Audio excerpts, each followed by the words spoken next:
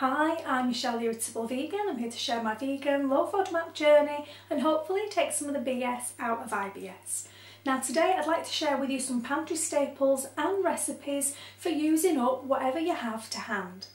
Now I'm going to try and make these tips as general as possible so that they apply to every vegan low FODMAP kitchen whenever you might be watching this, but I also want to make it specific enough that it's going to be of some real help to you during these very unusual times that we find ourselves in. Now before we begin, I just want to say that in no way am I encouraging you to rush out and buy everything that I'm going to show you today. Rather, what I want you to do is think about experimenting with possibly the things that you find at the back of your cupboard that you may not have had the confidence to use before, or that you may not be overly familiar with, and also to come up with maybe some new ways of using up ingredients that you may find yourself needing to cook with day after day after day. Practically everything that you see here today are items that I already had in stock. And that's just due to the nature of the types of videos that I make here on YouTube and also to my normal eating preferences.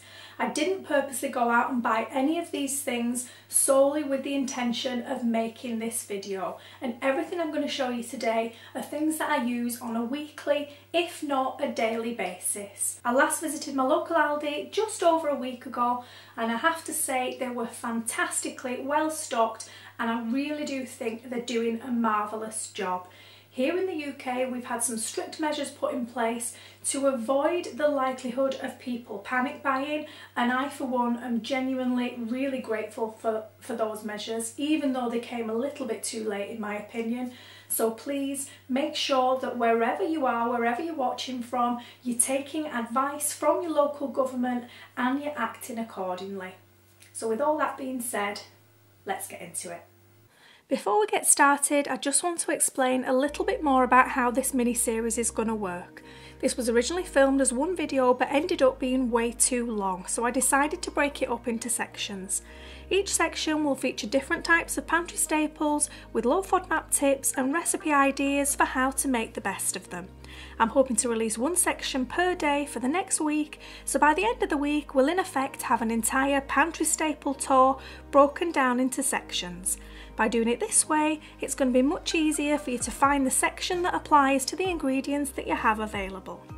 Now, because this was intended to be one video, each section will feature the same intro and outro, and that's because each section in the series needs to work as a standalone video. Because some people may only ever watch one episode, it all needs to make sense.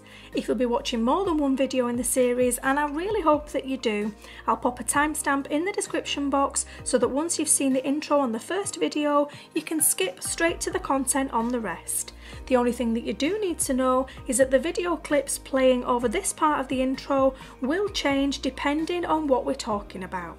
So if you prefer seeing some visual inspiration for recipes, you might still want to watch this part.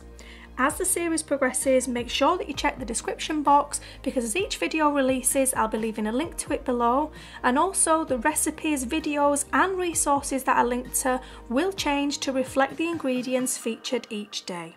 I hope all that makes sense, and I really hope you find this series helpful.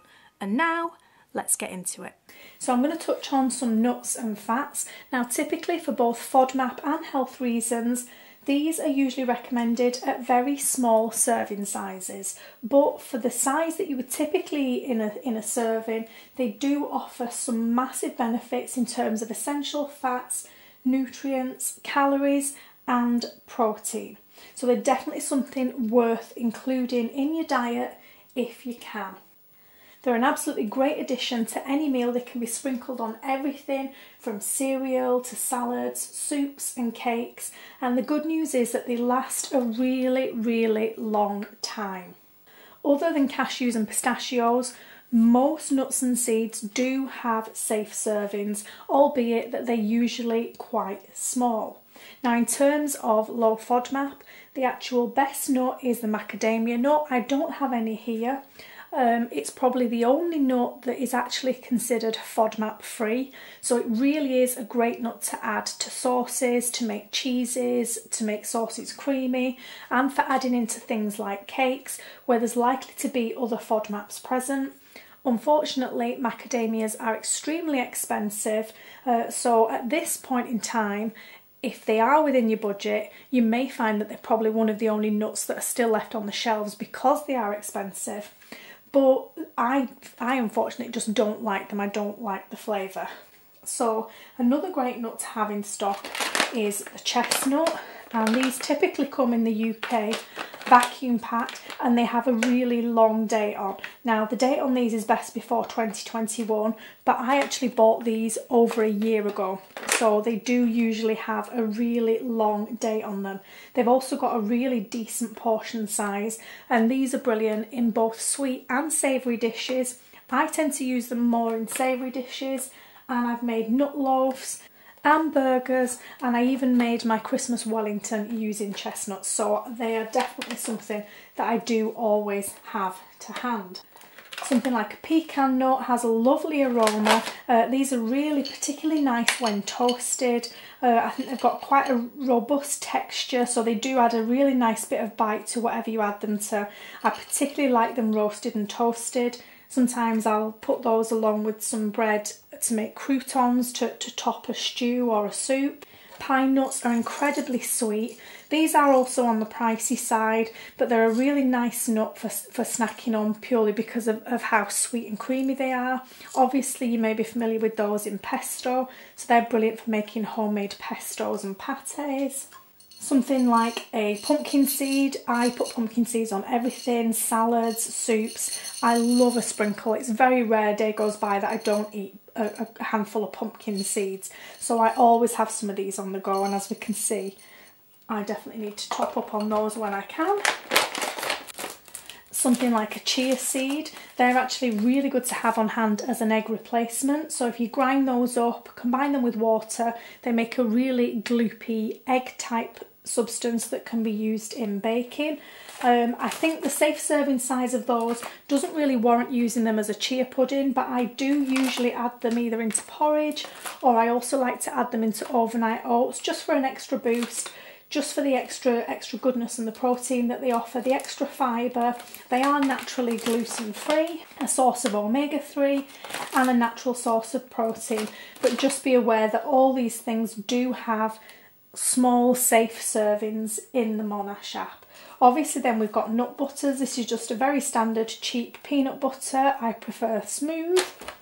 And I do actually have maybe one portion left of some powdered peanut butter that I got ages and ages ago. It was the first time I'd ever used it, and I absolutely love this stuff. So if you can hunt this down, it's really, really, really good for making sauces and dressings from, because you add water to it, or liquid, which means that you can make it as thick or as thin as you would like.